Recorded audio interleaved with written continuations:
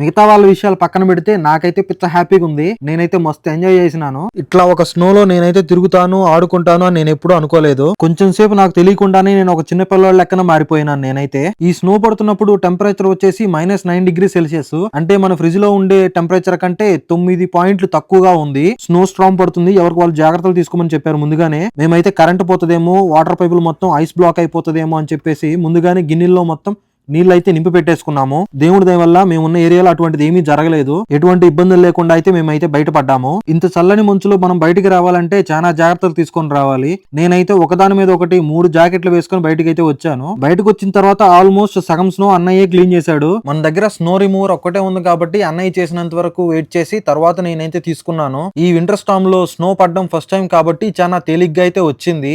నేను క్లీన్ చేసేంత వరకు దొరికిన స్నో మొత్తాన్ని తీసుకెళ్లి ఒక కొండలాగా అయితే కడుతున్నాను. కంటిన్యూస్ గా క్లీన్ చేయాలంటే ఎవరి వల్ల కాదు. అందుకే మేము మధ్య మధ్యలో గ్యాప్స్ తీసుకొని కొంచెం కొంచెంగా